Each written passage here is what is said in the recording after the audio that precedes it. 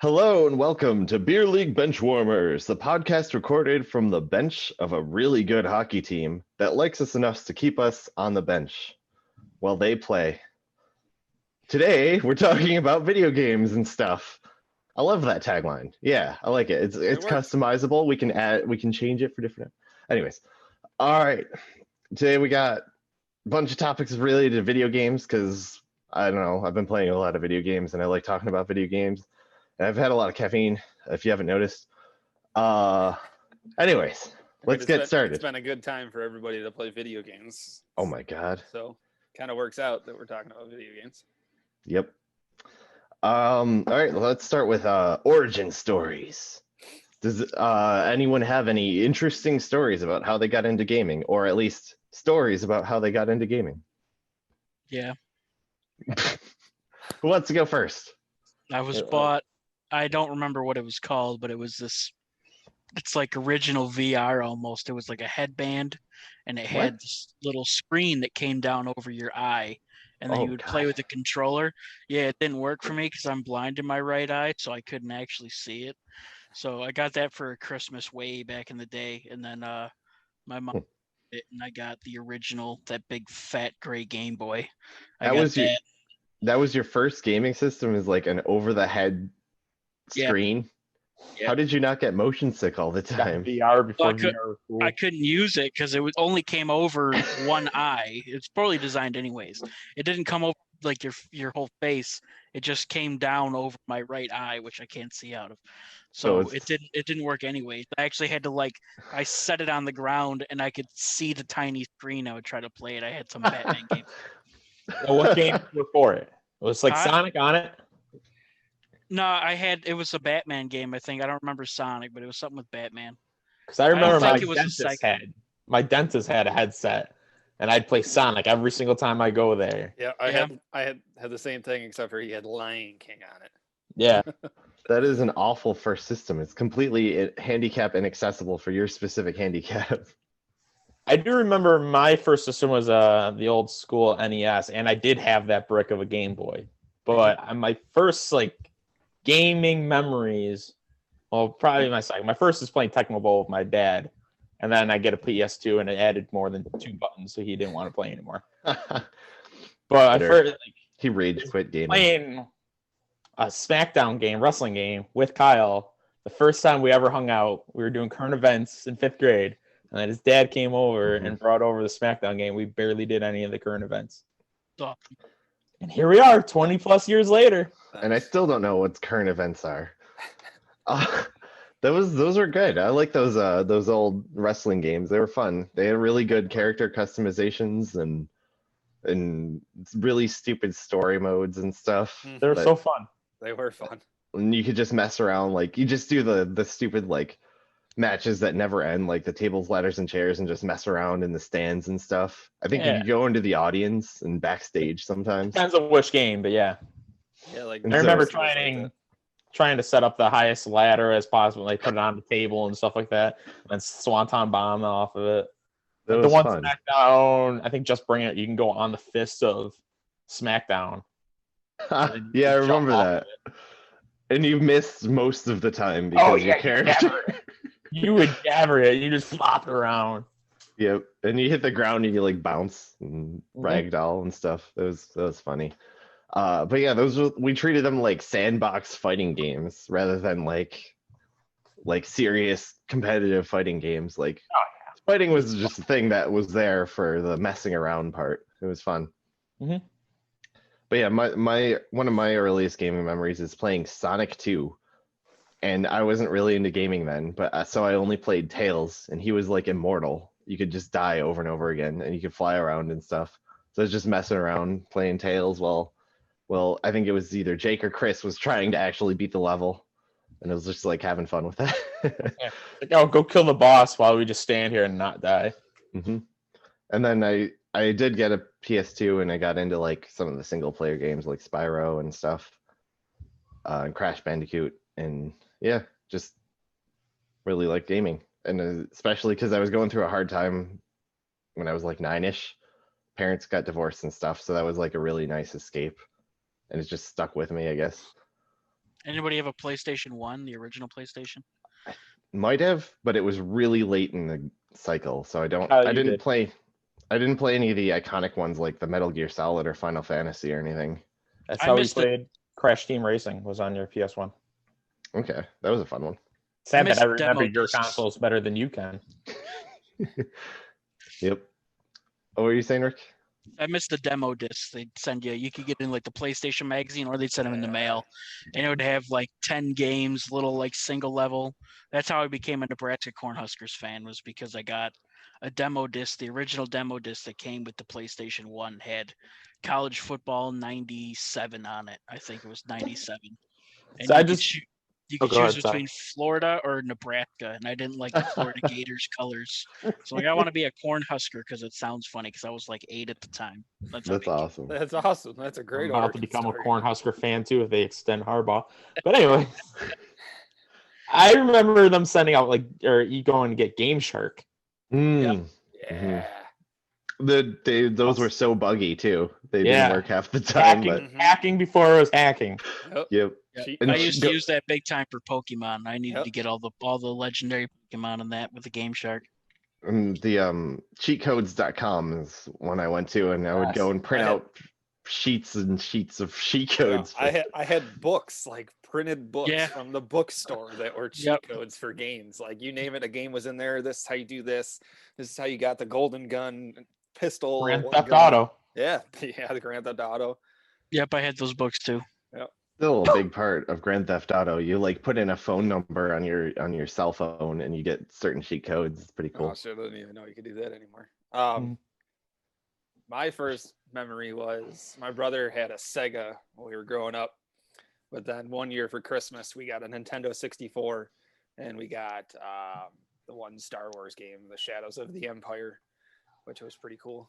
Yeah, got I think like the second was level it? you got to Sorry. fly the one plane where you had to wrap the wire around the Snow On AT. Hoth. Yeah, snow speeder around the ATT. Yeah. AAT. Was that just like one of those variety games where each level's something completely different, or Pretty was there much. like? I mean, it had a storyline. I mean, I don't know. To be honest, I never beat it when I was a kid, so I never really got past like the 4th or 5th level.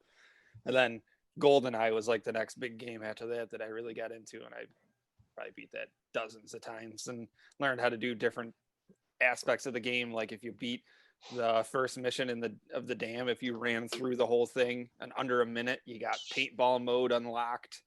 And if you did Ooh. something else and another difficulty, if you activated all these switches, you got DK mode, which is made everybody with big heads and all this stuff. So there's just all those little different hidden Easter eggs built into the game. So is that game like the origin of the like stupid? My dad works at Nintendo, and if you beat all the bosses with the starting pistol, you unlock this super cool mode, and it's just BS. They're just lying to try to troll you. Pretty much, probably. Because there's actually achievements for that. It's so weird. Were they in the game, or did you have to find them online or somewhere in your books? No, they didn't. Yeah, it wasn't in the game to tell you that. Okay. I think That's my brother and I end up just finding out what they were. just And through then- trial and error, or did you read it somewhere? I don't know if somebody had told him about it or what happened, but.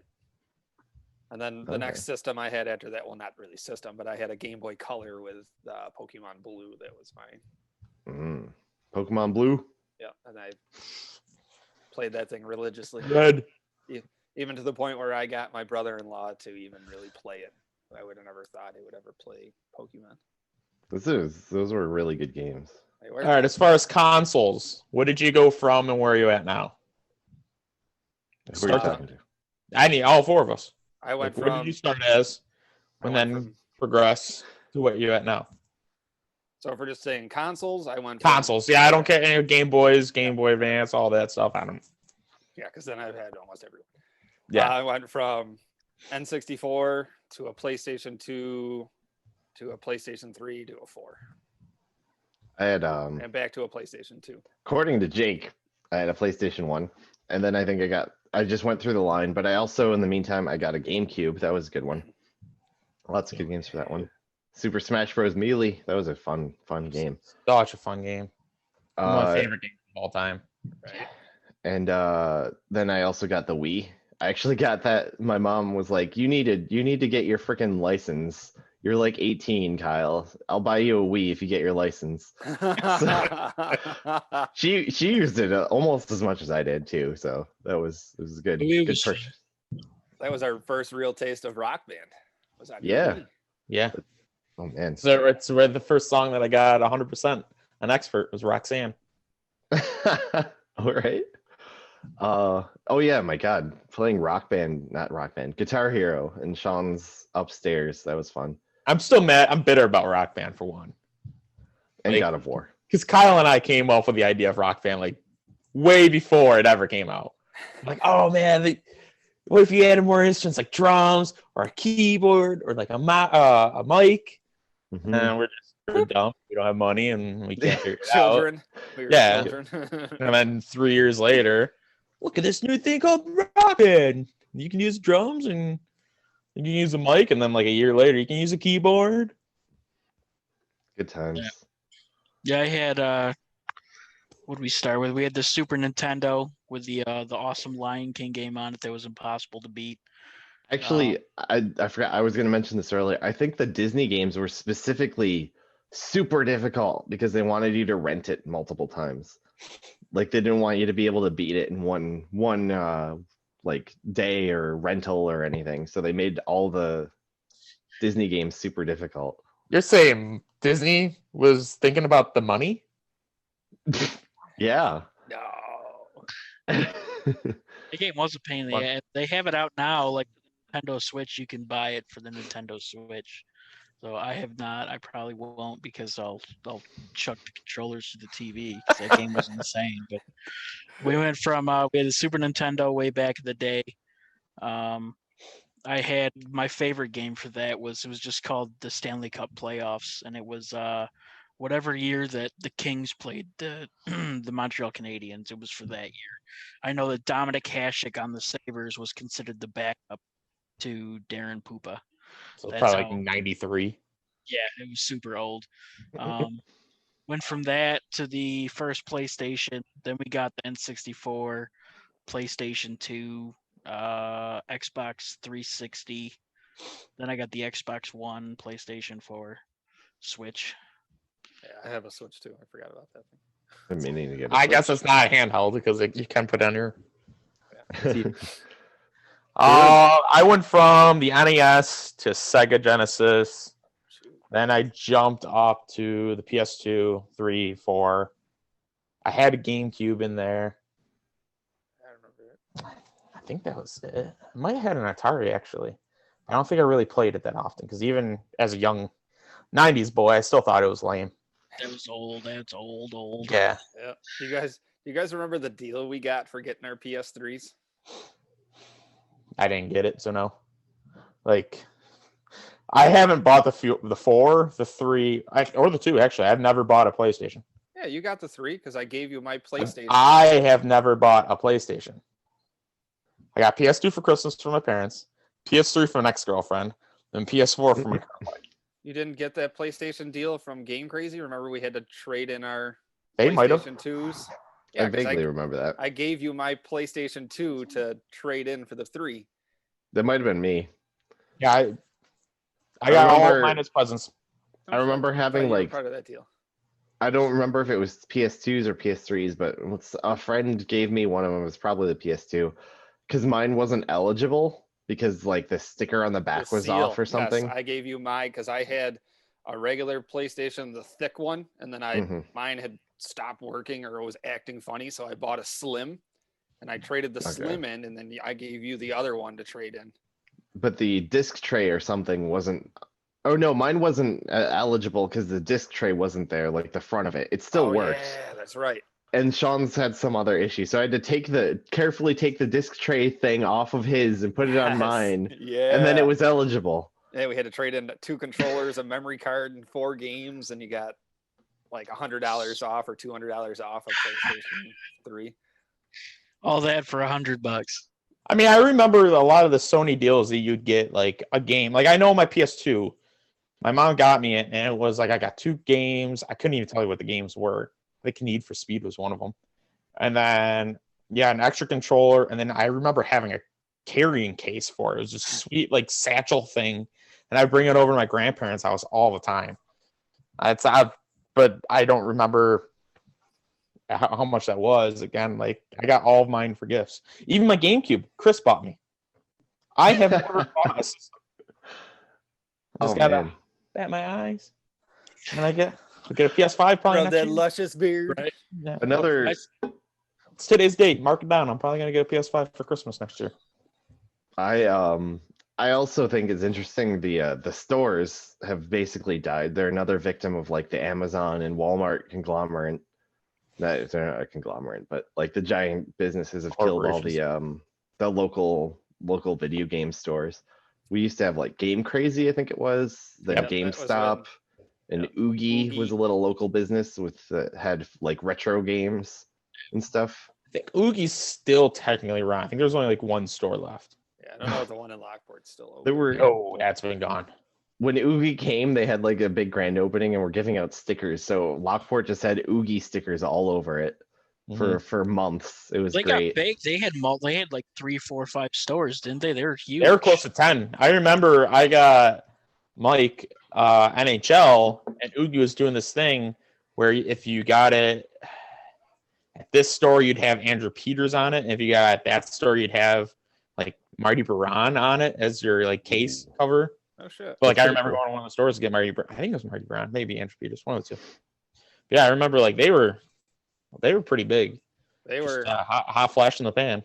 They were out of NHL 13 the one year when I went to go get it, and I told them, I go, okay, can you put me on a list to call me when they come in? I'm still waiting for a call. You'll get that call someday. Never got a call, so I went down the road to GameStop and bought it myself. GameStop was like the big boy in town. If you wanted the personal experience, you went to Oogie. And GameStop's still around, right? Yeah, but they're Yeah, basically a merchandise company now. I mean, they take used cell phones now for trade-ins.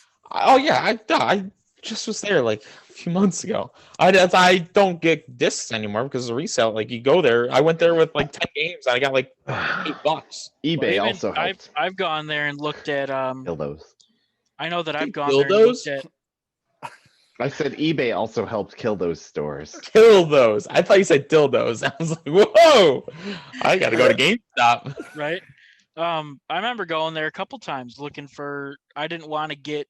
It was a new game that came out, but I would wait a week and go buy a used one, and they'd have a used one there for $10 more than the brand new one. So it was like $70 or $80. Like, what the hell is this? I don't get why. It's got extra love from the person who played it. There was a story though, like about those stupid clickbaits. It was behind the scenes at GameStop where they would actually do that. They would break open brand new games and then put them for sale as used, but it would be more expensive.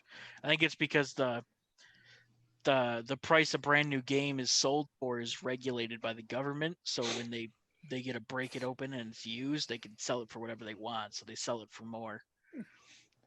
Weird.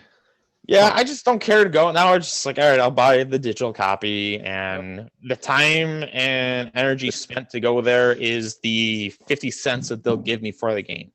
Like Gran Turismo, they won't buy because it's a European game. Yeah, or won't take back Fallout. Well, or like I tried to sell the original Assassin's Creed. I apologize to them for bringing Fallout. Another interesting too was they had the back room where you could like rent it out. I never did this. I wish I did. You could rent it out for like parties, and like you could have a Super Smash Brothers tournament with all your friends or something like that. With, like a bunch. Yeah. Oh, yes. I was say GameStop had this? No. No. Oogie. I knew Oogie did, yeah. But yeah, that was a really cool thing that I never really took advantage of. The kind of like, have you guys heard of PC bangs? Nope. Okay. Heard of It's gangbang. it's really popular in Korea. It's just like South Korea. It's just like a place you go to and you pay for entry, and they have a bunch of PCs with games preloaded on them, like Counter-Strike and League of Legends and Overwatch. Well, that's And that's you can buy similar food to, there and hang out with friends and stuff. Do you remember that gaming room at the Luxor? Yeah, I guess it's probably something like that then. I think that was an esports arena that they Oh, was were it? just when it wasn't in use, it was actually just yeah, it's something like that. I think that you're right though, about you pay for entry and then there's a bunch of preloaded games. But Yeah, I think that, except on a bigger, less luxurious scale, probably. yeah, it's probably really dark in there. There's probably no windows, and there's probably like a cashier at the front that's not paying that much attention that you go and buy food from every once in a while. Mountain No Dew windows, no chips. girls. I know that there are still like arcades out there and stuff like that. Like they're really dead, but I know there's one near Erie on Peach Street, like way down towards the lake. You can go and pay to get in, and there's booze, there's food, there's all the old games, there's pinball machines. Kyle's on the beach. It's those old games are just they're retro, they're vintage, but they're dead. Outdated. Yeah. I think Dave and Buster's is still a thing. Barely. Is Rocky still open? The old date? No, it's closed now. Is that No, mall I even don't. still open? Yeah, it is actually. They're planning on doing a lot of work to the Boulevard. That's just as dead as Eastern Hills, really. Well, I mean, COVID helped ruin that. They were dying before COVID. Yeah, I'd say Eastern Hills is on the sale. Eastern Hills is full of mall walkers more than it's full of stores. It's got a church inside of it. Last I knew. Yeah. Cool. Anyways, I think that's a good point to move on. So this one is could create conflict. Xbox versus PlayStation. So I know Sean, Jake, and I are all PlayStation fanboys, and Rick is apparently an Xbox fanboy. I know personally. I have an itch. I know personally I'm planning on buying a PS5, but half the reason is just because it's backwards compatible and I don't want to get rid of all my games. So they kind of have me stuck. But I also, I like PlayStation because it's easy to tell which one you're playing. There's like 15 different Xboxes that have similar names. And I like a lot of the PlayStation exclusives like Uncharted and God of War and stuff. But yeah, Rick, why are you an Xbox fanboy? I bought my first Xbox 360. It was 2007, and that just died a few months ago. I was a big fan. Honestly, if I could get another 360 right now, I would over the next gen because I miss all my games on that. But I still have like PlayStation 2 is a favorite. I have two of those, and like I said, I want my 360 back. But as far as like the PS4 and the Xbox One, I think the PS4 is better. It's faster than the Xbox One, like even the loading screen, everything it does. But like as far as the next gen, I'm not sure. I'm leaning Xbox just because of the exclusives that are coming out. They have. I'm a big fan of Ark, and that is coming as an Xbox exclusive. Oh, is it really? Yeah, no PlayStation, so it's Is just it timed or legit, like only on Xbox? They came out saying that they're an Xbox exclusive. So I don't know if at some point they plan on releasing it to the PS5, but as of right now, they not. Then also, not to interrupt, but that would make sense why all of Ark's content was on sale on Black Friday. Was it?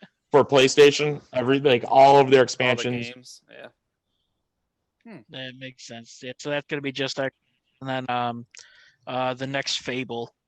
I don't know if anybody here is a big fan of Fable, but that is going to be an Xbox exclusive. Well, it always has been an Xbox exclusive, but that's going to be coming out, I believe, 21 or 22.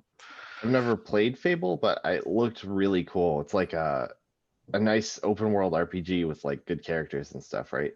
Yeah, it's a fun game. Big storyline. I got super invested in the storyline, surprisingly, but then there's also little things like you can buy. It's all set. It's almost like colonial era, like 1800s type deal is kind of more what the setting is. You can buy food stalls and furniture stores and bars, and then they generate money for you, that kind of thing. Neat. Yeah, Fable 2. I liked Fable 2. That's the one that I play the most. Fable 3, I wasn't the biggest fan of, but the next Fable that's coming out, I'm excited for. So those are said both those games are going to be Xbox. It's going to depend. They will be on the computer too, so I might just get them for my computer. I haven't decided yet because I'm not the biggest fan of this computer. I need to get an external storage for it because it's not even like the current Arc is too big for this computer to run by itself. I've done a complete wipe of everything in it, so it's just the computer and it's not big enough to run Arc. So Arc 2 will probably be even bigger than that. So I got to figure out what I'm going to do. You can buy a pretty good PC for the cost of not a gaming PC, but you can buy a pretty good PC that can play older games for like the cost of a PlayStation 5. Yeah, but if you just wanted to play the new Fable, that's not an older game. Yep. So then you're gonna have to spend like twice that much. Or you can if you have I don't have desk room. Otherwise I would totally like be one of those people who builds his own PC, but I don't think you can do that with laptops. No. But apparently it's a lot cheaper and you can get a really good running PC for that, is more customized to your purposes. Yep. But another thing, have you guys ever heard of never mind, that's irrelevant. I haven't heard of it. I haven't heard of it. Nope. So Jake, I was just gonna talk about button simulators that are like games that you like click a button every now and then and you can have it on in the background and it's like you're raising money by clicking buttons, and I don't know. It was a genre of games that's like you can play this while you're listening to your lecture and stuff like that. I don't know. I never really got into them, but I figure you guys probably haven't either. So we don't have anything to talk about them. So Jake, which I know you've got an argument, Sean, but first, Jake, why are you picking the PS5? Just because all of my stuff is on PlayStation, and honestly, that's pretty much the main reason. Is because I still have my PlayStation account. Now, back in the day, it was you had to pay for Xbox and PlayStation was free, but that's not the case anymore. I don't know the price between the two. They could be the same. They could be one could be more, one could be less. I couldn't tell you. But yeah, backwards compatibility is a huge deal too. Huge. Even though I have a small library, I still have a library of games where if I were to get one tomorrow, then I could still play the current games. And they might be better. They might have less loading screens. Yeah, they might. I've been able to mess around with the Xbox and Xbox 360 a little bit with friends having it, and I just felt like the PlayStation had a more easier interface to work with. Yeah. I knew you were gonna get distracted by your cat. It's kind of being the camera. So I don't want to reinvent the wheel really with me. If I were like Rick, who has had both, then I'd be in a tougher situation. And then another thing is as far as Sony exclusives is, I like the show, and that will only be for PlayStation. Yeah. Is that a baseball? Baseball. Yep. I have played a couple of Xbox exclusives. A friend of mine let me borrow his Xbox. I can't remember which is which. It might have been the one after Xbox. 360. Or it might have been just How do you not Xbox. know this stuff? I know Xbox, then Xbox 360, then Xbox One. Yes. Then One X is like The PS4. like a little bit better. But what? And then is the new one, I don't even know what the new ones are called. Yeah, I know Xbox what you're Series X. Series X. Yeah, Series And then X. there's Yeah, also Series Y. The One X is just it's an upgraded one. Yeah, that's like the PS4 Like the PS4, Pro. PS4 Pro, yeah. Yeah, so That makes PlayStation sense. has the same stuff too. It's just But I don't know what the new one is. But I got to borrow a Xbox for a while, and Knights of the Old Republic is one of the best RPGs I've ever played. That was really fun. Really cool story. It was like kind of like Mass Effect. I think it might have been a similar company. Was it BioWare? I don't even remember.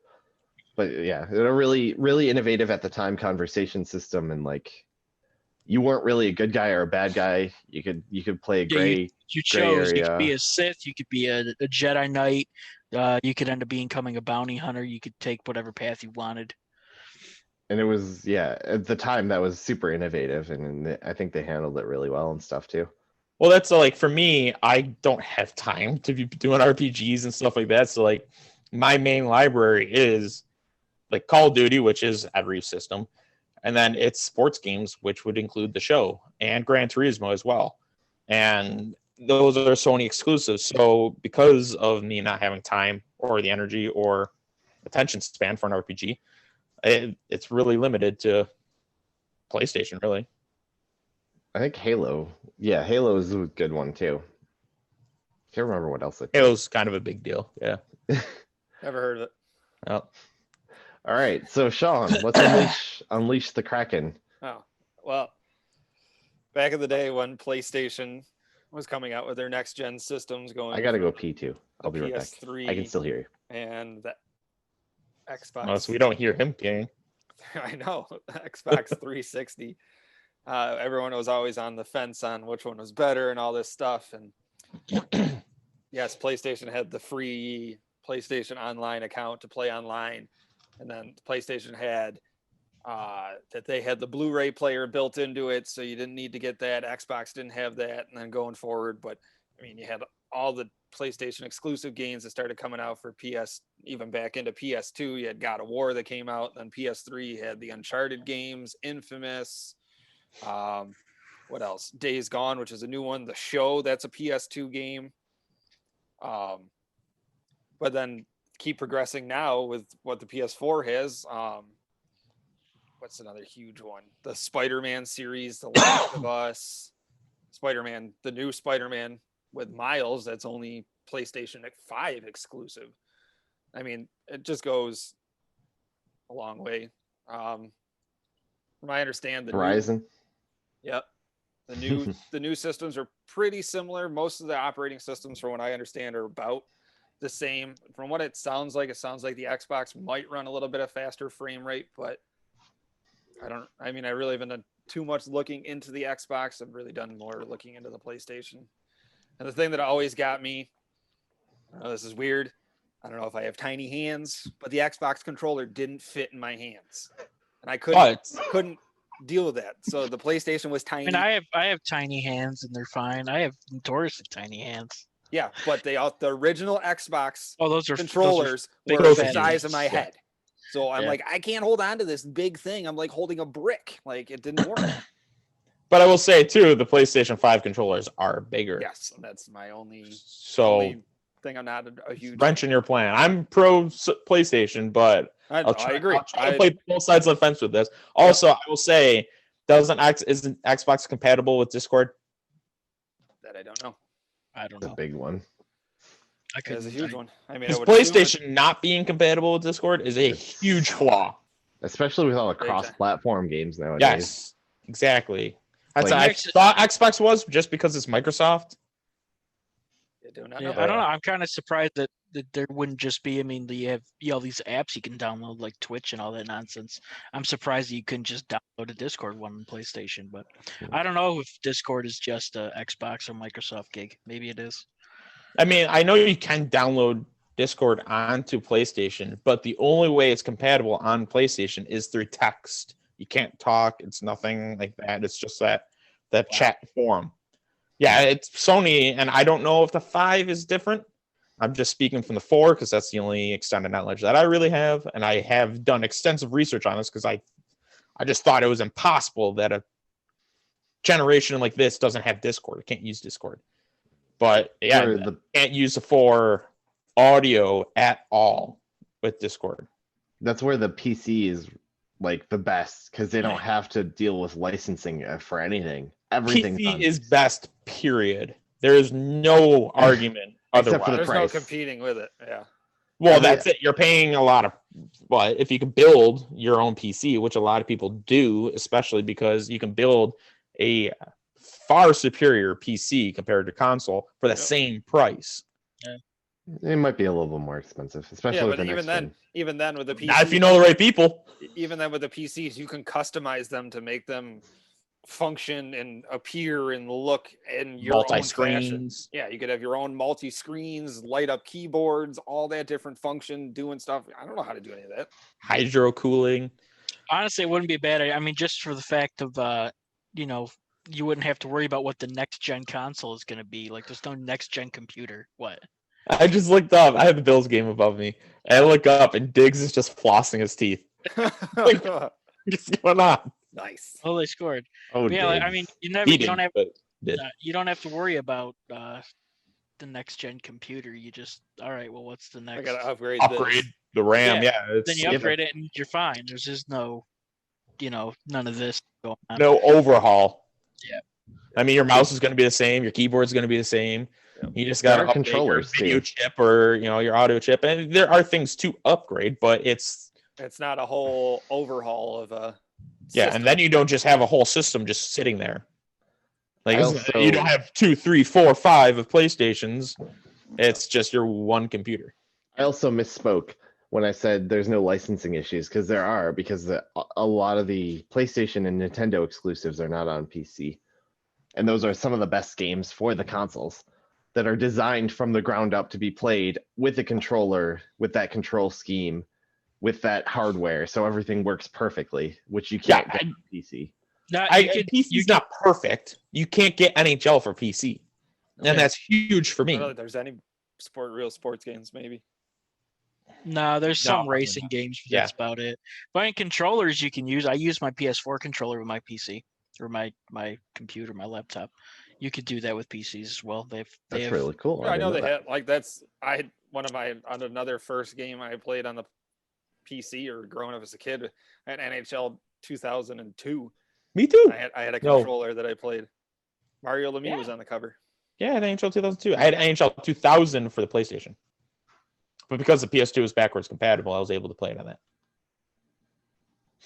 But yeah, the PC, if I could have a PC, I'd probably choose a PC over a PlayStation at this point. I don't have the space, but also we're all Well, yeah. we're all on PlayStation, so it's really convenient for that too. Well, except for Rick. Sorry, Rick. Well, Ricky is. He just doesn't have it back. Yeah, it'll get here at some point. Maybe 2 years from now. COVID's done.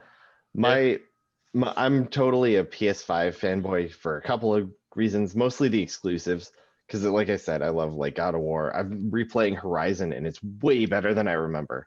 Horizon Zero Dawn. It's a game where you play I've as heard like it's really good. you play as like a bow and arrow wielding person who's fighting robot dinosaurs. It's really fun. But it doesn't have Vin Diesel, and Ark will.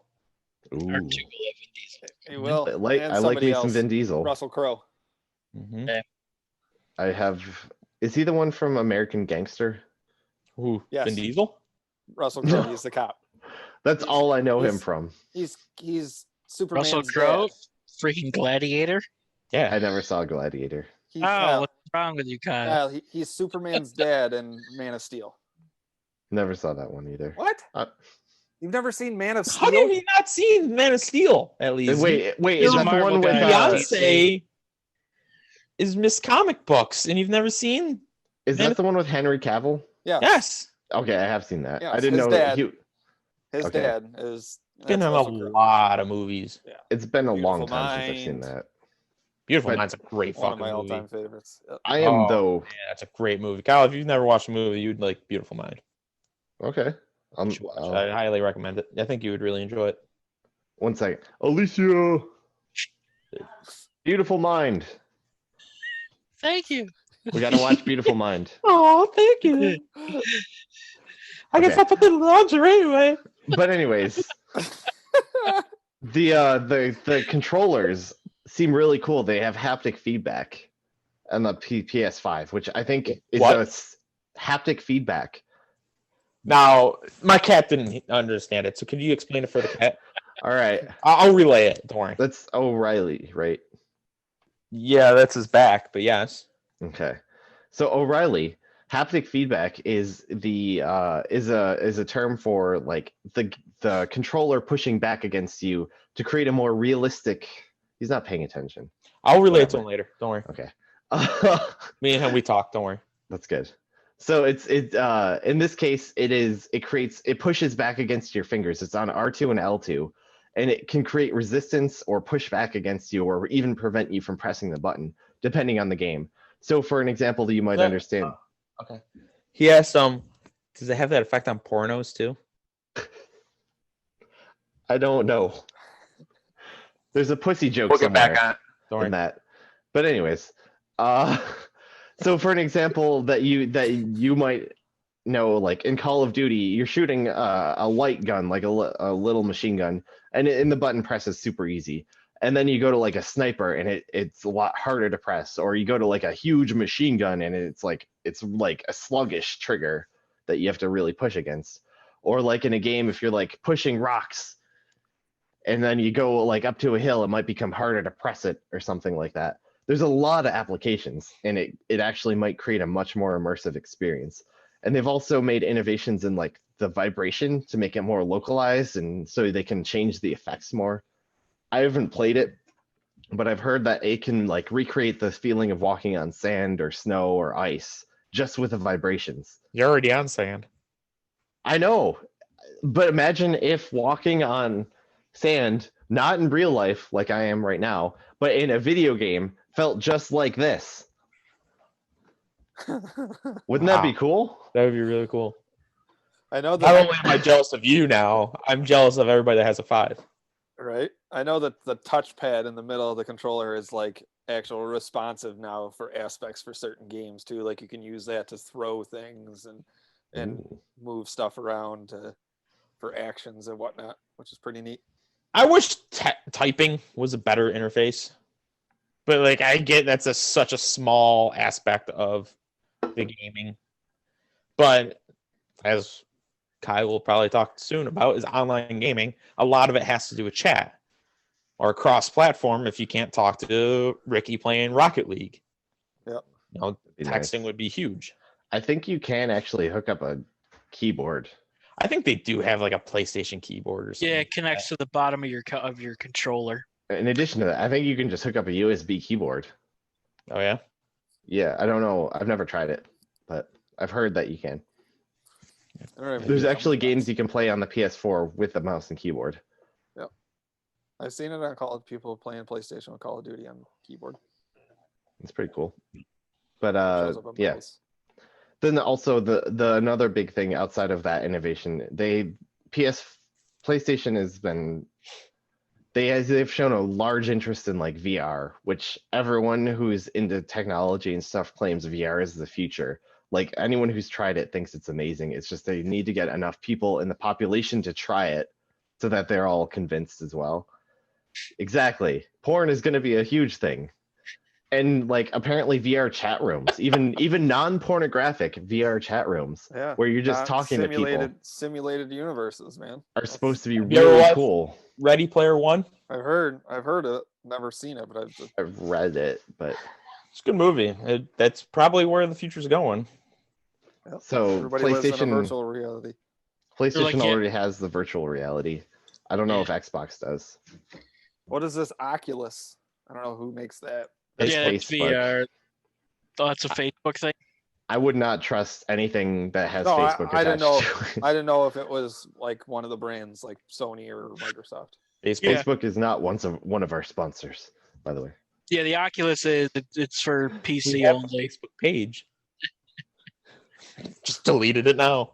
No, Facebook's fine, just they're great. Anyway, check out our Facebook page. The VR Sorry. games do look awesome. Like the like the Gladiator ones, they look insane. I really want to try it, but I don't. Also, That's I'm hoping that pricey. there's some. Yeah, I know they're They're just as stupid expensive as a new console. Yeah.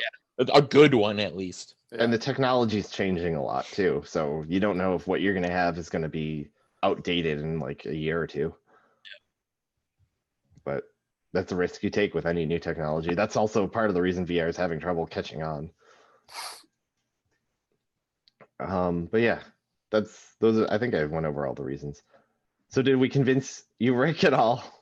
I'm still up in the air. I mean, it's getting. I don't plan on buying a next gen until that second series comes out to where it's got more memory or whatever. So That it'll might be like only- 2 years. The only thing Maybe. I'm concerned about is what they did with the PS3 that they're going to do with this. It's the original PS3 that was 60 gigs was backwards compatible.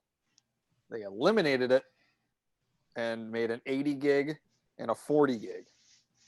and didn't have backwards compatible. So I'm worried that they're going to do the same thing with the PS5 like they did with that. I kind of doubt it because a lot of it's digital too. Like, I think at this point, because it's been such a big part of the marketing and like it's such a huge part of the identity of the PlayStation 5 that if they undo it now, it's gonna have such a huge blowback. So they're gonna do everything in their power to keep it in. I hope so. That's my only concern that's going to happen if I decide to wait. Which I mean, I'm still going to wait regardless. But the digital things will be backwards compatible too. So yeah, I know when I get to PS5, I'll just be in the digital only. Yeah, I'm not getting on. Yeah, I won't be getting a hard drive. That's been my biggest gripe with as far as the PS4 and Xbox One goes, is that even if you get the disc, like resale values, whatever, I usually don't resell my games typically, like because they're not worth anything. But you get, you go to the Xbox 360 or the PS. I don't know about the PlayStation 3 because I didn't have that, but the PlayStation 2, you put the disc in, you play the game. You want to change it, you take it out, disc out, put a new disc in, play the game. Xbox One, PlayStation 4. You get the disc. Doesn't matter if you get the disc or if you download it. It still has to download into the system. Yep. PS3 was the same way too. Eat up all that space. What's the point of that if you have the disc? There's really absolutely no. I mean, is it faster though? I've never noticed. I've never noticed. That's the thing. Like I pre-ordered Red Dead Redemption 2. It was like one of the biggest games to come out for PlayStation 4 in a long time. I mean, it's not GTA. Just PlayStation Scooter. Yeah, it's GTA game, in the Wild West. Rockstar. It's a great game. I bought the game. I should have just downloaded it because not only was it, I had the hard copy. Not only did it have to install, but there was 2 discs to install before you could even play the game. I got that version too. Like I got that for Christmas. I remember it took me 24 hours to do the first disc. Like what? I remember the computer games back in the day. You'd have to get a big box and it'd be full of like 6 CDs, and you have to download disc 1 to disc 2 all the way down and all that. Yeah, and then you could only use disc 4 to play it or whatever. Yeah, the other one is just the files. I played a game on PlayStation 2, I think it was, called Driver. Halfway through the story, it was Driver 2. Yeah, halfway through the story, you had to change out the discs. Yeah. So it would be like, hey, you can no longer play on disc 1. Please insert disc 2. Huh. Midway through the game. It's crazy. That game lost so many hubcaps. Oh my god. You'd lose like 8 hubcaps every time you run into a wall. Yep. Weird game. Which that game has gone down in history as one of the hardest tutorials in gaming history. Really? Yeah. There's a You're like in a parking garage and you have to like do a checklist of things to do before you're ready to go into the real world, and like you have to do it in a time limit. And a lot of people have complained throughout the history of that game that game has taken that tutorial took so long to get through. And then after you finally beat it, you're just like, all right, I don't want to play the game right now. I hate timers in video games in general, but in a tutorial, that's awful. I can't remember if it was Driver 1 or Driver 2, but yeah. Oh, shit. Man.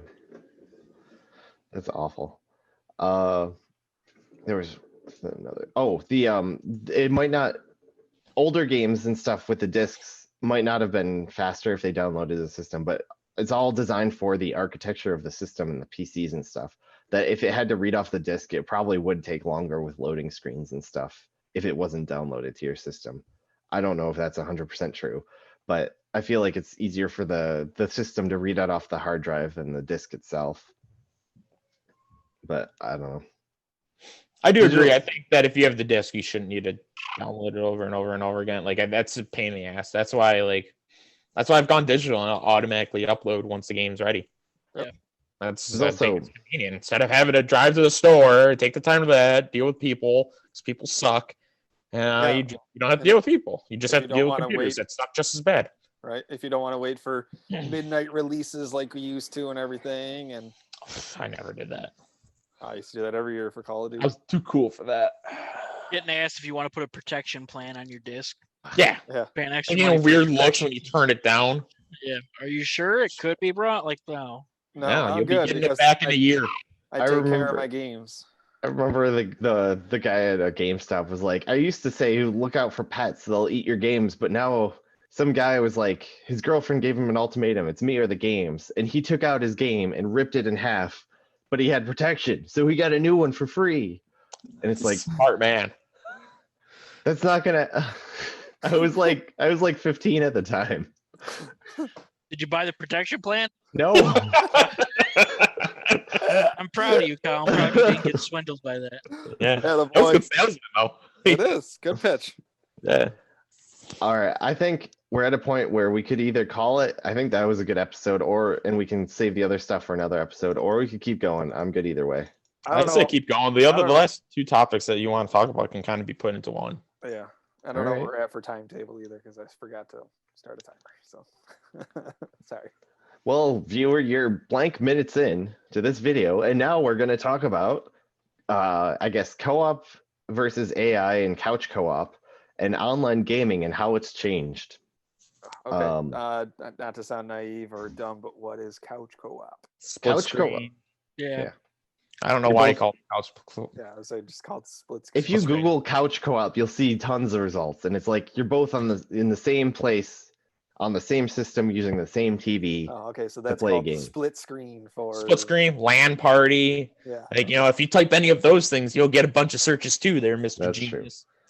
Okay, I Alright. just like the word couch co-op. Okay. But Kyle just wants to start a I new didn't know craze. what couch co-op was, so Okay, split that's screen fair. is something we're all Split used screen, LAN party. But yeah, to. Thank you. Thank you for When- clarifying. growing up, couch co-op and split screen and LAN games were probably like my favorite type. And I can't think of any example. I know there was like Battlefront, Battlefront was a Army big of one. Two. Yeah, that was a fun one. We played Ratchet and Clank on the same system, Ratchet online Clank. multiplayer. That was the first online game that I've ever played, and that was Same. on your Well, PS2. We'll get That was into fun, that. Destroy All Humans. That was a fun one. There's think- plenty. I think even GTA San That is Andreas. huge. Yeah. San Andreas had like a thing. You go to this point in the map, and you can add another player, and you can just both drive around and stuff. It Driver was- 2 had split screen. You just couldn't get out of your car like you could in the single player. And I'm sure other podcasts that are more knowledgeable have covered why it's happened and why that's no longer the norm. But I think a lot of it has to do with the games are way more ambitious and they take up all the processing power, so they have to sacrifice certain things like graphics and draw distance if they want to add in a second player. But I it's agree also probably with- to sell more copies. I mean, I agree with that, but I also think that's just society. Like, society is more enclosed. Obviously, COVID has played a huge factor, but like even before COVID, people are more in their own bubble. Yep. They don't go out as much. They don't, I know I'm not gonna hear from my kids, hey, can I go over to so and so's house to play, as much as I had to ask. That's just not how it is anymore. nope. You But would that's call Yeah. up your friend's family and be like, hey, can Hey, can Jake Can Can I Rick Rick come play? over? Yeah. It's just, I just don't think I think society has evolved into a more cybernetic technology enhanced way. And enhanced probably isn't the right word, but infused way. yeah. That's technology now. It was happening well before that, though, like before everyone was on the internet and stuff. Like, Yes, but I think pro gaming that you want to talk about later on, it has a huge factor in it as well. yeah, Now I can make a living out of this. Yep. I guess. But yeah, I Oh, know, boy. I know Who's there that are look? some. Who died? Just had a punt return for a touchdown. This guy, McKenzie's got 2 receiving touchdowns and now a punt return for a touchdown. Holy On the crap. day? I'm in the half. Holy shit. Dang. First punt return for a touchdown in the last 122 games for the Bills. Wow. He's not even a normal return guy either. That's the backup. Well, he's the normal return guy now. No, the normal guy who's won the Pro Bowl. Ah, okay. I mean, like I know you can do split screen in Call of Duty. That is now. a good one. That is a very noteworthy exception because Call of Duty is like a pretty casual game, I think.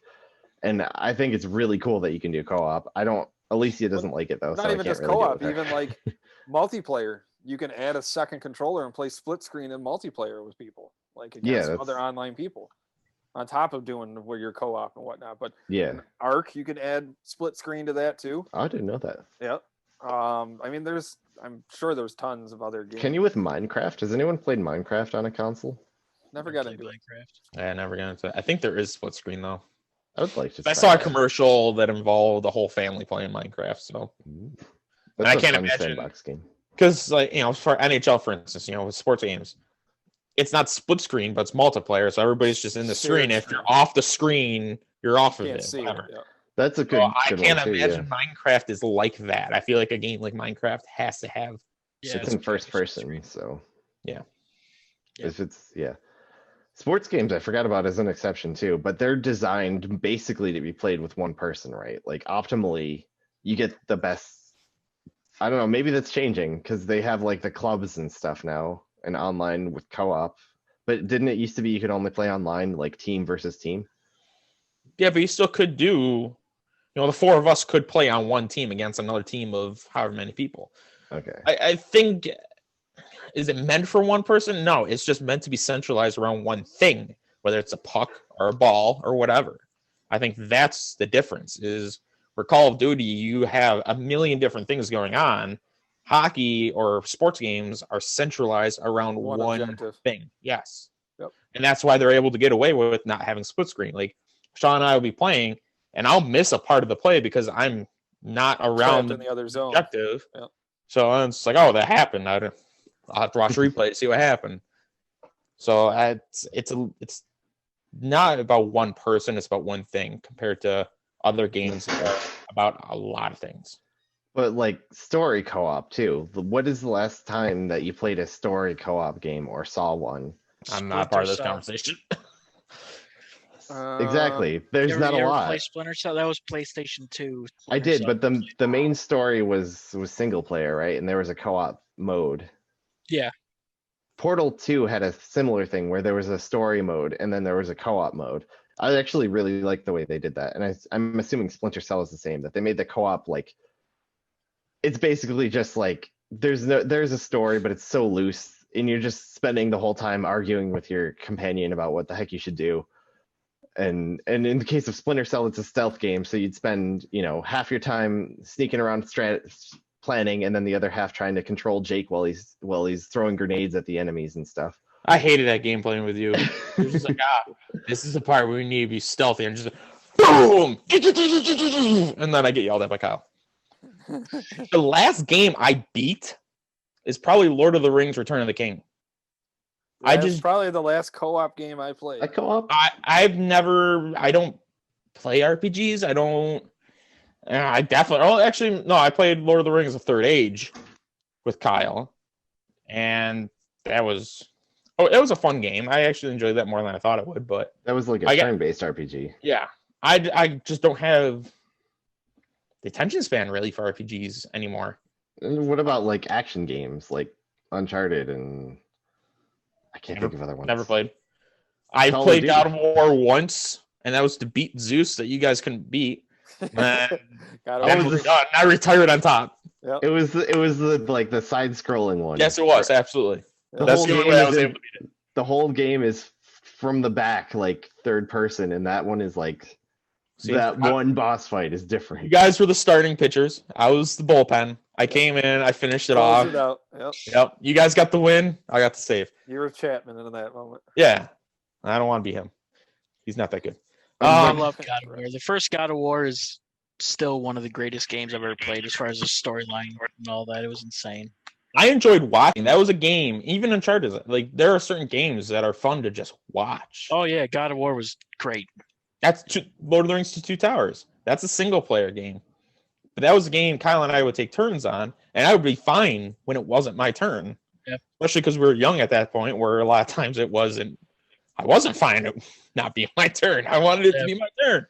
But like that was a game I enjoyed watching. God of War was a fun game. Uncharted was a fun game. Those are the beautifully written and designed games. Yeah, I've never played Uncharted. that kind of feeling kind of goes into like the Twitch or Let's Plays, I think they're called, where one person's playing the game and you get to watch them and their reactions, but you also get to experience the game like as it's being played. I mean, that was I like don't all know. of us growing up, like when we would all take turns playing Grand Theft Auto. Oh, as soon as you die, it's my turn. Like, I mean, Yeah, and then there'd be people like Nate and Kyle who would just not never do die. anything. Yeah. And you and I, Jake, would be just I like mowing playing. people down. Blowing people up as quickly as possible. Yeah, we get the cops on us instantly. Yeah. How quickly can we get 5 stars? Yeah. I Let's like turn the cheat playing. code on. I used to cheat Yeah. code that tank and Yeah. just kill everybody with the tank. Yeah. Oh, the tank, and if you shoot backwards, you go faster. Yeah, oh yeah. You can fly if you turn down the one cheat code for lighter cars. Split screen was fun. I think that age is kind of gone though. It's sad though. Like, Um, how cool would it be if, like, well, not you, but like, you're playing a game and it's like an Salty. adventure. You're playing an adventure. You don't like your kids. Your kids don't play video games right now. But say you're playing like a Ratchet and Clank or something, right? I love you don't like your kids, and then you like move back. You don't like your kids I to do play like video my games. But I don't know if that's true. But He your kids doesn't don't. like them. He loves them. Exactly. There you go. But yeah, say you're playing like a Ratchet and Clank game. They're actually coming out with a Ratchet and Clank game for the PS5. And your Grace or whatever is like, "Hey, can I try?" And then she joins and she gets to play as Clank or something. And she might not like have the same capabilities and stuff, but it's like a jump in, jump out co-op. There was a time when games like that happened. Like, I think there was a Mario game where you could play as like a little side character flying around or something. But like they just kind of died. Maybe that's still possible on the Switch. I haven't played the Switch, but The Switch has split screen. I mean, even I was just thinking now of like Super Smash Brothers. That is kind of based around the arena, but if it'll zoom in and out on weird spots, and if you get off screen, it does like a weird like momentary split screen to where it's really? got. Yeah, it has it in points, but the Switch isn't. I don't know. As far as split screening goes and playing online, it's not the greatest console, but it does have a lot of it is split screen. I think you can go up to maybe 4 player. I don't know. We have 2. We only ever do 2, but a lot of those games like Mario Kart and all that, that's all split screen.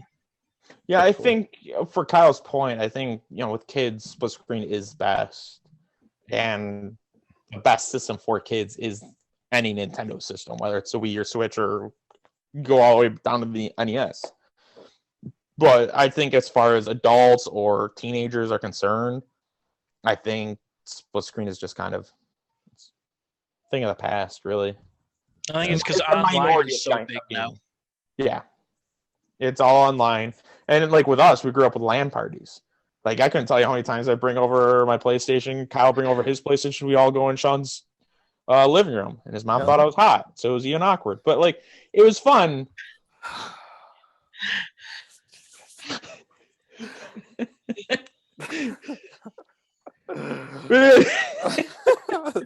Thanks. It was fun times. Like Yeah, I'd bring down a TV. One of you guys would bring over another TV, and yeah, usually Kyle.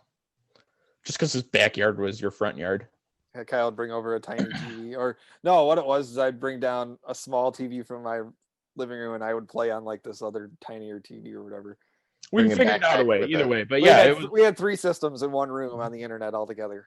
sometimes Nate would bring over something and we'd have like 4 going. But that was like Call of Duty, the original Modern Warfare, or World at War, Yeah. or whatever it was. Like those are way back in the day. Those are fun. That was those. But that is definitely dead. Like nobody's doing that anymore. Nope. There's a meme online that retirement homes are going to be like full of D&D and LAN parties when we're older, and it's going to be amazing. That would be amazing. I had fun playing D&D the little bit that we did. But yeah. I think I'd like to that try it again someday. yeah, LAN parties are definitely dead. Split screens are dying. They're on their last breath, pretty much. But Yeah. I guess For Nintendo's keeping certain it alive. aspects or certain games. I Like, gotta yeah. get a Switch, is what I've learned from this. I want one. I love it. Because I like playing co-op games with either bring it to like during the holidays, bring it to my parents' house and my sister will play and stuff, or like Alicia's here and stuff, and it could be fun. I mean, it's the It all classic. depends on what you're doing with it. Yeah, classic Nintendo games are on there. I mean, you like Super Smash Bros, Mario Kart, Mario Tennis is on there, Mario Party. Yeah, I got the emulators for the original Nintendo and then the Super Nintendo emulators on there. So it's got Tecmo Bowl, original Tecmo Bowl on it. But Loved it. Bo Jackson. the thing that I do not like about it is that there's we have like Mario Kart's fine. Like me and the woman could sit here and play online against her sister and brother-in-law, her mom, her cousin, and they're all on the same console playing, in New Mexico and Canada and all that, and that's fine. But like, That's cool. yeah, but then you go to Mario Party, you can play online against other people, but you can't actually do Mario Party. It's only mini games, and then that is also when you go online, it's only one person on the console can play. So some games are real hit and miss to where their online content is absolutely terrible. Huh. It's not good if you're looking to go online unless you like Mario Kart's a good one. Super Smash Bros. Is the same thing. Only one person can play on the console online against other people at a time. But yeah, it's all right. The emulators are super cool. I play that a lot.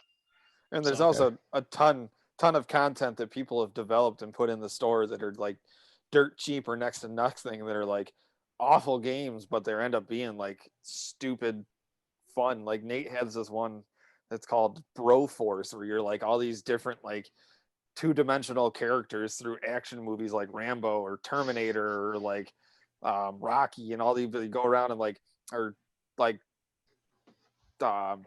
planes for like Mario based planes, like the two-dimensional original Super Mario or whatever, like where you have to run up ladders and everything. You got to jump, and you have a gun and you're shooting, you get upgrades and have to make it to a point at the end. But it's like Contra. yes, but it's a dumb game, but it's fun. Like Nate and I have played that a bunch of times. What was that on? It's on the Switch. I'm sure it's on Cool. other stuff too. It was something I guess somebody created. It's called Bro Force. Interesting. Right. There's a lot of creation going on with the Switch that you can do a lot of your own. Even I haven't tried it yet, but I know with Super Smash Brothers now you can create your own arenas and put them on, and people can play arenas that you built and all this other stuff. You could do that, and I think it was Brawl too. I remember Did you? making a level that was just like a grid of mushrooms, like just a little bunch of mushroom platforms. It was terrible to play, but it was really fun. It was not competitive at all. And I know, But yeah, I know there's like on there they remastered the original Sonic. That's a game you can play on there and stuff. I mean, there's a lot of different stuff. I mean, and I still am a huge fan of the Pokemon games, so that was another huge reason why I got a Switch, so I could continue to play with those. How many are they up to now? 1,000? Pokemon? Yeah. Decent amount, probably 20s. No, like 20,000? how many Pokemon are Oh, there? I don't know. So it started at 150, then 151. I know they've hit up then over 250. 700 and 800. Yeah, It's just like how can you keep? they are running out of ideas. Some You of them can't are catch pretty them corny. all. Yeah, Like literally, you can't catch them all. Pokemon gotta catch them all. Like, you can't. Yeah, I haven't played the new ones yet. I've been thinking about getting them, but I haven't done it. I still They're- play. They're pretty good. I think after Silver and Gold, to me, the game it just went downhill after that. Ruby and Sapphire, I think, were after that. They were okay, and then it just kind of like leveled off at okay. I love I have Ruby and Sapphire. I love those ones. Those are so The- much fun. The gameplay was better, the visuals, but as far as the Pokemon and the storyline, I think it just kind of leveled off at okay. I have Sun with the Sun and the Moon, and there's so much dialogue and annoying dialogue to where your character will be talking to somebody, and the talking sequence takes probably, even if you're just sitting there clicking A to get past it, it takes probably 45 seconds to get through all of the dialogue just by skipping it. And then you run 10 feet and literally that person that you just talked to turns around and starts talking to you again. It's just so full of dialogue, it ruins the game. And it's not like voiced either, right? It's just No. Just yeah, the all- script. Not You have to read it. Pokemon, you gotta talk to them all. So you gotta catch them all. uh-huh. All right. Are we good with co-op? I think that's a good place to stop. I want to talk about online gaming and how it's changed. Right.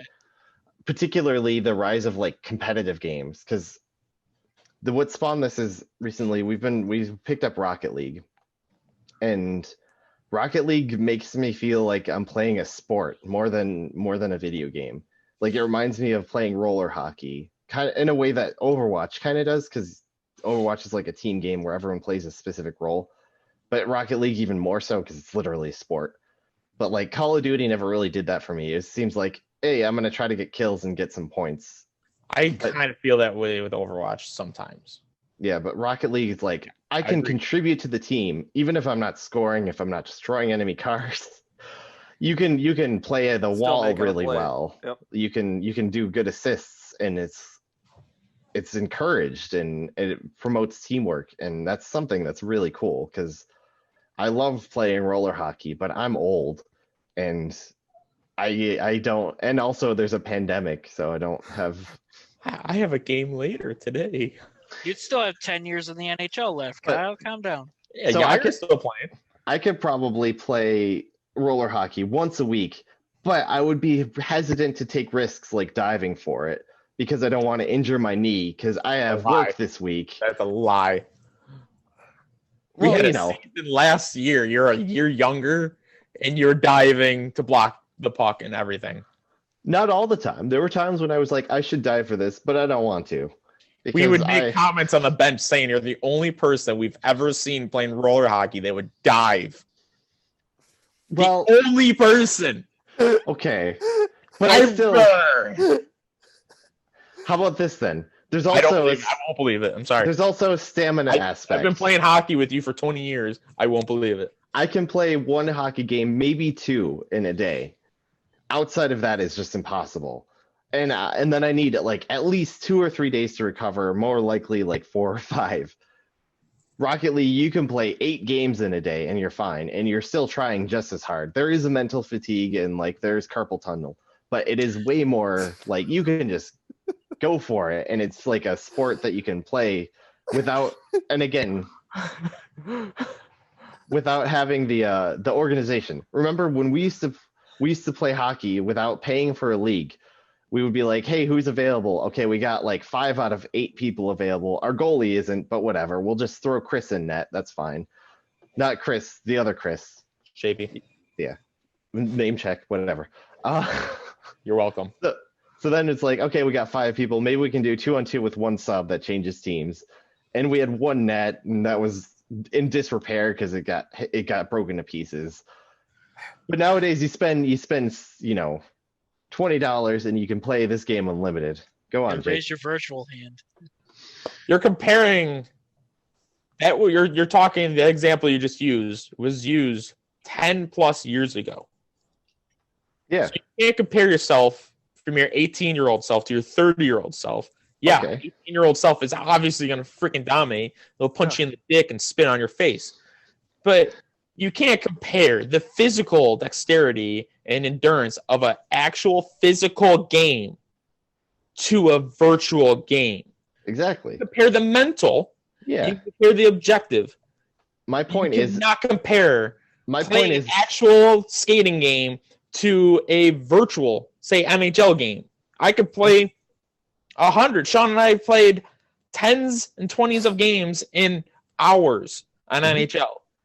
I can only play like one game a day, maybe even one game a week. I But can't it's play anymore. carpal tunnel or not.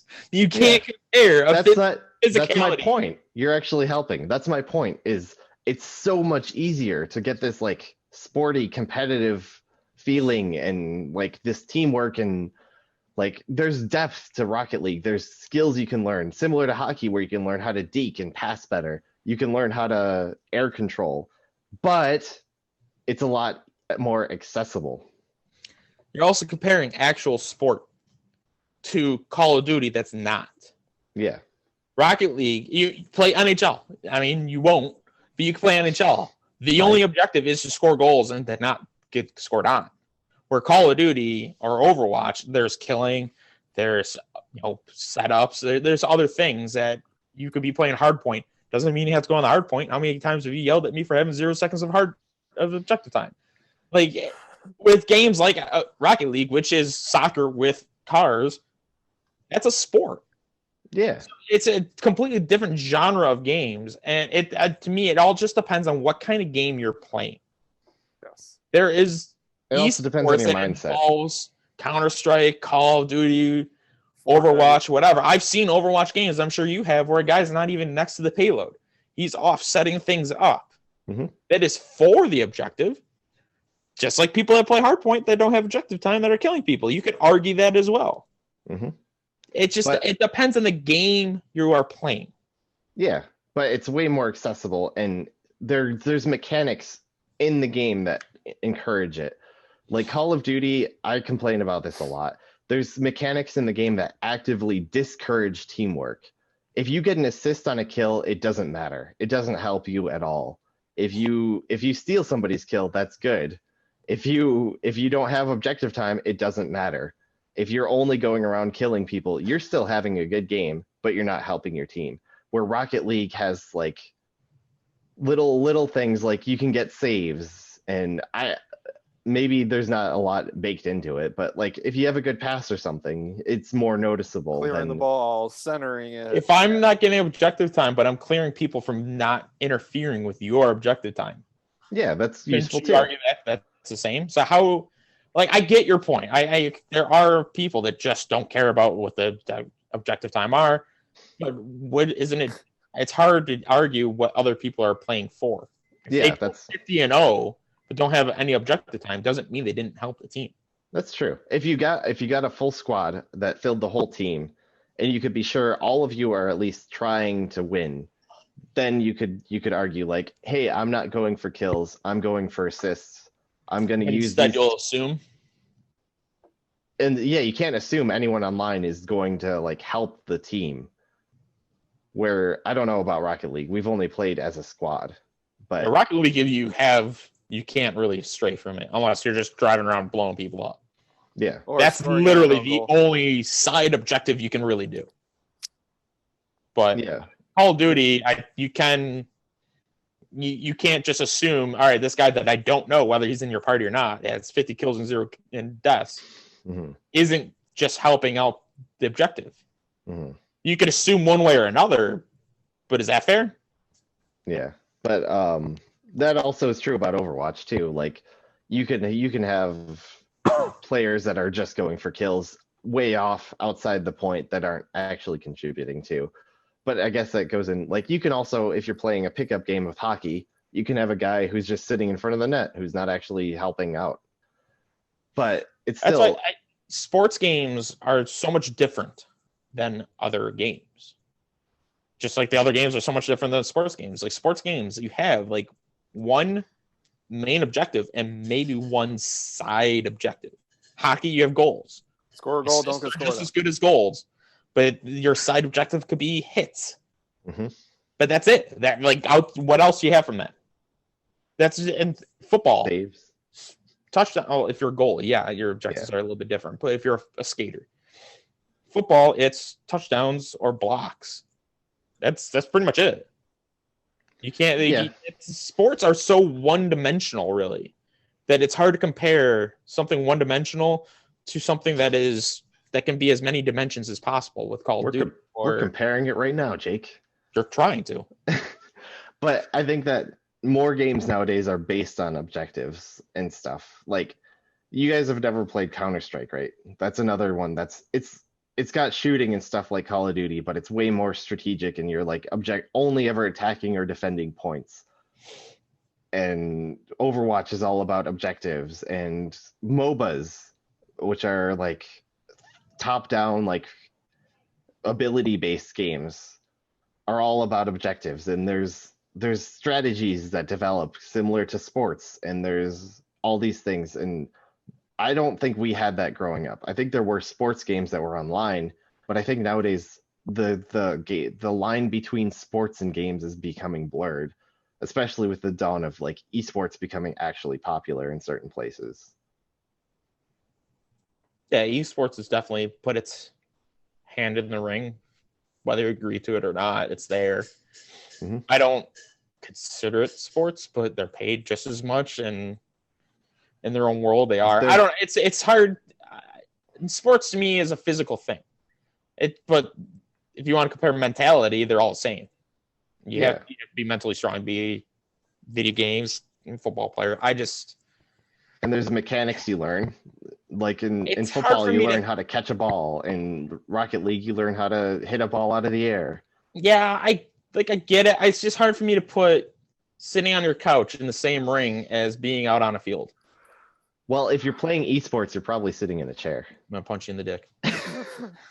Rick, I knew you were gonna fucking say something too. You rose your hand a long time ago. Did you have a point? No, Ricky Oh was, no, I was commenting on how I like hard point. I don't ever attempt to go for the hard point. Honestly, a lot of the multiplayer modes that we're doing in Call of Duty, I actually don't pay attention to what mode we're in. I'm just going trying to kill people. And that's why I like Warzone a hell of a lot more than I like multiplayer, because there is just stay alive and kill what's around you. Yeah. That's pretty much, you can pick up your contracts and do those, but multiplayer, you can stray any which direction. Survive. Yeah, Yeah, camp, whatever. You can goal is rush. to You die, you survive. come back, and you just rush again. You die, you come back, and rush again. Like it's not as much strategy and teamwork as Warzone is. That's what I like Warzone a lot better than multiplayer. Battle Royals are inherently like I don't think there's an analog to like anything in real life. Kyle, what are you doing with your microphone, bro? Nothing? Are you What? touching something? No. Oh, You sounded You're just all you disgusted. sounded like you're running over boulders in a car. Well, I may have been. You're at a beach and not in a car. There's cars over there. in the water. Yeah. Water cars. over- They're called boats. There. There's a parking lot. Anyways, Pretty Battle shitty Royals. beach, then. they're kind of like I don't know a lot of the history, but I feel like battle royals are kind of like based on the Hunger Games, but they're unique. That there's like strategy and it's like every man for himself. I don't know. That doesn't have an analog in sports. Where I think modern competitive games are like similar to sports in the approach and how you can train and gain teamwork and stuff.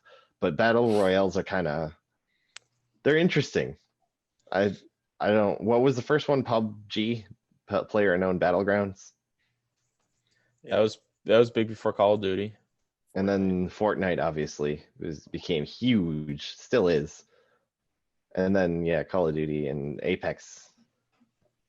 But yeah, they definitely have strategy and stuff, but that's not similar to a sport in my mind. That's Was why it- to me, video game esports is way more mental than it is physical. And yeah, you have to have the hand-eye coordinate. I don't even know if that's what you would call it, to hit the ball in air. But you also have to have the mentality. All right, this worked for last time. Mhm. I gotta do this. Where with football, you have to be physical. Yeah, And but that's hockey, you have to be.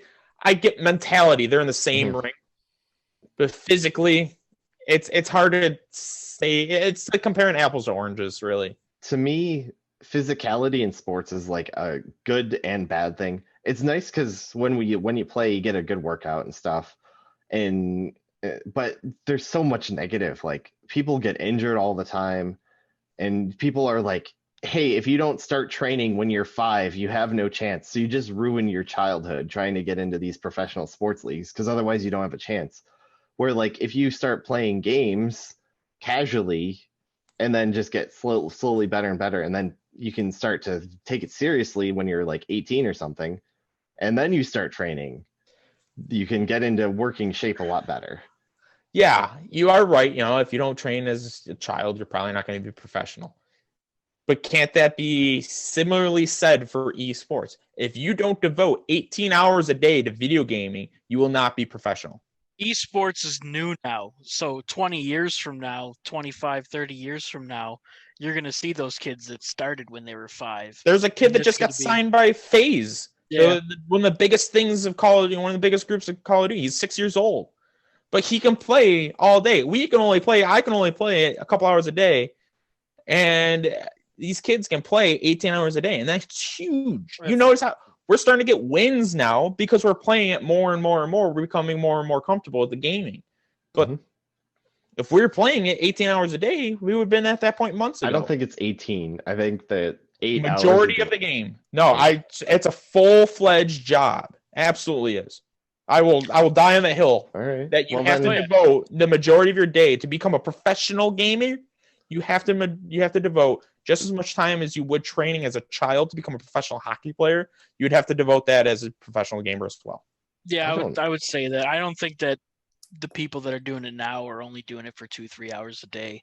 No, I guarantee they're doing it for so much more. I mean, think of all the time that you spent. I mean, just as far as, I remember my summer vacation. All right, that was an entire day, 20 plus, sometimes 30 straight hours of gaming if I had friends over. Like, that's what they're doing. yeah, Okay. it's a Like if you're full job, strangers. full training. How Like about this there then? is training. I can't wait to hear it, Cal. What's up? Okay. That is, I like those points. That is true. If you want to be a professional, you probably have to dedicate way too much time and sacrifice other parts of your life. But it's much easier to get into it casually. Like, for example, football.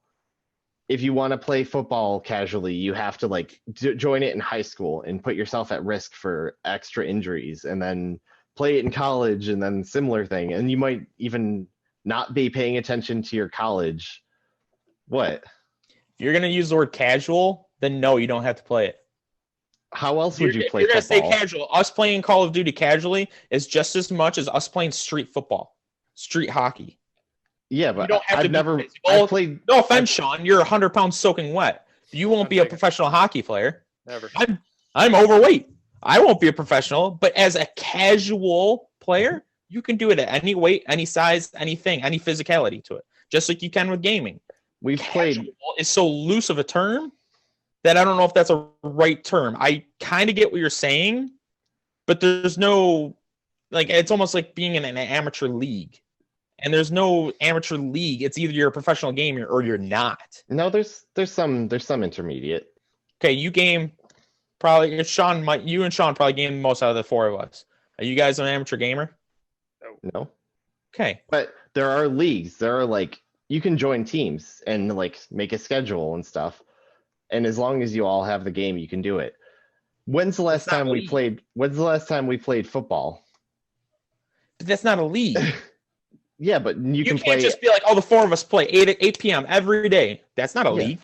That's just a schedule for the four. You can That's a Twitch schedule, really. in a lot of games you can form a squad, and there's like tournaments you can join that you put your squad in, and you can actually like win money.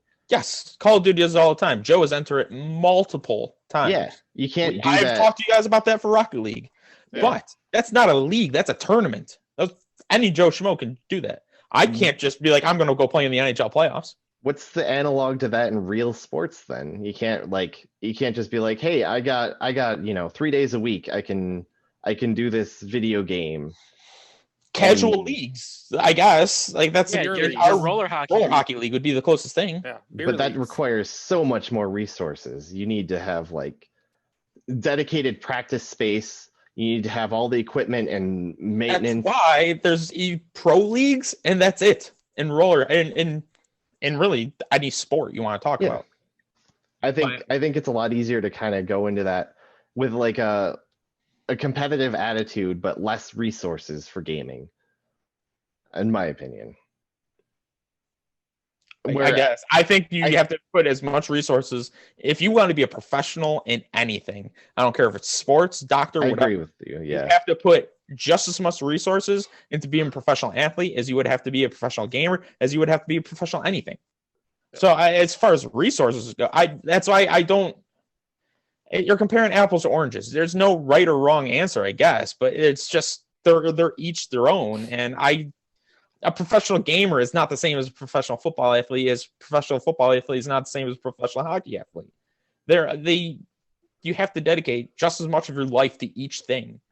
Another interesting thing, it's much easier to change esports than it is, or like change games that you're playing. Like a lot of professionals in esports started in one game and then started playing a different game. Can't really do that in traditional sports. I think that's a really cool advantage too.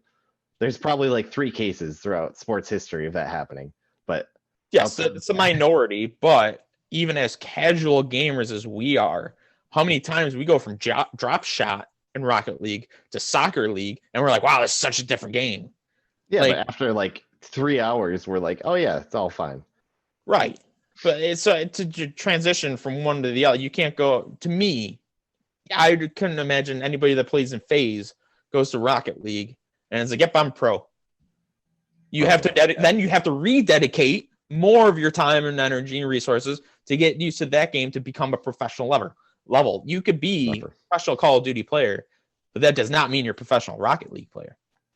That's fair. You can transition, but it is not a day transition. Do you watch the pro stuff, Kyle? I watch Overwatch League sometimes. Do you ever I quite enjoy it. Do you pay attention? Do they talk about like their daily schedule? Because for those guys, I mean, sometimes, because like money's involved now, like they're getting paid, so they have to do whatever it is that those people say that they have to do. I mean, you talk about like pro sports. I mean, football they play 16 games a year, and it's just on Sundays. But Tuesday through Saturday, they're at the stadium, the facility. Yeah. You know, for 10 to 12 hours, probably more a day. And I mean, I can't imagine that. I would assume, I mean, you said that, I remember you talking, there's some guy, I don't know his name or her name, got signed to the Dallas esports team. Yeah. NV probably. So, and or FaZe? You said that more than likely they were going to end up moving to Dallas because they have to, like, they keep them all in the same area. So, like, they have their own facilities. Yeah, so like they still have those requirements, and I'll bet you that they're there probably because they're being paid and they have to be. They're practicing. You're talking. You have to sign your name on a contract just like them. Pros, if you're gonna say they're pros, fine, but that means that it's just as grueling as it would be for others. And I definitely agree. The pro scene is possibly toxic because it encourages all that. Like, you can't do anything else with your life if you're a professional player. You can't go to school. You can't start a family. It's all consuming basically, unless you're a football player and you have tons and tons of money and you can just afford to pay for nannies and stuff. But as a casual gamer, like you say, are you being offered to go out to Dallas? Oh no, I have no interest in playing competitively. But if I did, if I wanted to spend like maybe 3 hours a day, I could probably join a team and probably not like play anywhere that's like on TV or anything, but there's probably like club games you can play that you just that you join tournaments, you practice, you get better as a team. Maybe there's some drama just for fun. Like maybe one of you starts paid? If you won tournaments. Yeah. I would challenge you to play. You can pick the game. I really don't care. To play that game 3 hours a day. And I would love to see your name in some of the brochures of these. I don't want to. I have no interest in that. I don't think we play Call of Duty 3 hours a day for the last year almost. I don't think we'd be able to be good enough. Not every day. And on average, there's days that we were playing. We were unfocused. We were just playing for fun. I'm talking like, hey, we're gonna do scrimmage. Literally camped an entire match just to get a win. You laid in a bush to get us a win. Yeah, we sat on top of the stadium. But that's not practicing. I'm talking about like you go through, you maybe do a scrimmage and then figure out what worked and didn't. Maybe go over some replays and stuff. Yeah, that's too much fucking work. I'm not gonna do that. I'm sorry, I'm not gonna accept that challenge. So I guess you win. But I don't think playing 3 hours a day, you can be considered a team. And like you do not get on teams that are at least reputable. On average, 3 hours a day, we'll say. But I don't think you'll be paid for it. Joe Schmo can enter any tournament. Yeah, but there's nothing like that. You won't be considered an amateur player because you entered a tournament. You can still be considered. If you win a tournament or get still close, wouldn't be an amateur player. And if you get like, there's college teams and stuff too, and they might have sponsorships. I don't know if they're allowed to. Yeah, but I'm not just gonna jump on an end-trip game. They probably got scholarships. Like, it's just, I don't think 3 hours a night or whatever is enough to become amateur, pro, anything outside of casual. Yeah, I don't know. I'm casual too, so I don't know. I'm lost in the sauce. What is our point? I don't even No, know this with you is one anymore. You're the one talking about online gaming and how it's changed. Oh yeah, I think It's the amount of time you have to spend to become pro sports compared to esports is what we were on. And That that's goes why- with amateur, really. Yeah. Because if you look at any other sport, I would put in just as much time as Sean, but Sean might make it to the NHL and I might be in the AHL. I'm an amateur, he's a pro. Yep. I think the same would be said for gaming. I put in just as much time as Sean. Sean might be called up to FaZe or whatever club you want to say, and I might just be entering myself into tournaments hoping to win money. Mhm. But that It's hard doesn't to- mean I'm a pro player. He would be because he put in just as much time. Yeah. I think your point is that you can put in, it's easier to become a professional gamer than it is to become a professional athlete. Yeah. I think And I don't think it's easier. I think it's just the same in different avenues. I'll say his point with resources, I think it's better or easier for gaming because you could buy a console and all you need is a console and a TV. Whereas like talking about even like casually, like hockey, right? Well, we gotta make sure you have a place to play.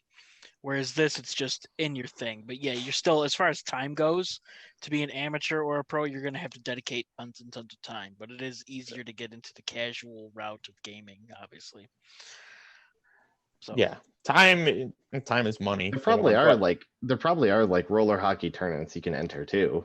Just we're not good enough to even like There's consider it. professional roller hockey leagues that has tryouts. No, I and mean stuff like that will pay. amateur tournaments. Like, hey, we're hosting this. well, yeah, the Peps Yeah, you can sign is up for it? any tournament for anything, Kyle. Like, Yeah. it's not hard to sign up for tournaments.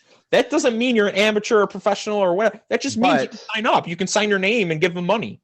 Yeah, That's but then all it's saying. the resources involved though. You have to have a team. You have to have practice schedules. You have to have travel plans. not Same with necessarily. gaming. Not No. not necessarily. You have to have a team. For the most part, you have to have a team. You're right. You can be solo for Call of Duty. But yeah, like But- even hockey, you don't have to have a team. How many times when we were playing hockey, they were offering us players that are looking for teams. You could sign your name up and get thrown on a team. You don't even have to be on that team. Like you don't have to have a team going fair. into the tournament. Tournaments are not leagues. That's just that.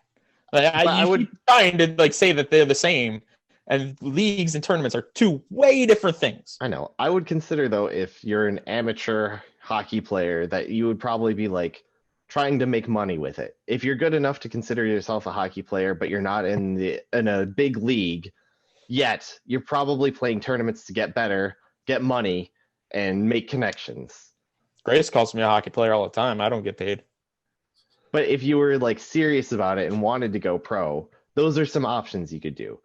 But those require a much bigger commitment, in my opinion, than the gaming equivalent.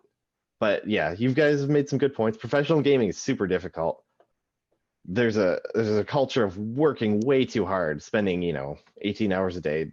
They have the coaching schedules. It's like we're gonna do stuff for 8 hours, and then they go and play the game afterwards for practice. think they work out. There's just like No, 2 hours. of Yeah, they this, do wrist. They do wrist rolls, they probably do wrist exercises. Yeah, wrist curls. Up for the season. the good teams probably have you actually work out because having a healthy body helps your mind as well. But Healthy bowel movement. You don't want to take shits in between games. exactly, Yeah, it's get a- important. get a Bedpan. get a BM schedule. But man, wow. Bedpan. Oh, you're a big boy. Whoa. All right, what do you think, guys? Should we call it? We've been on here for a while, So it's almost 2 hours long. Not I've had bad, fun. huh? about an hour and 40 minutes so far. It looks like. Yeah. Well, thank you for listening to Beer League Benchwarmers.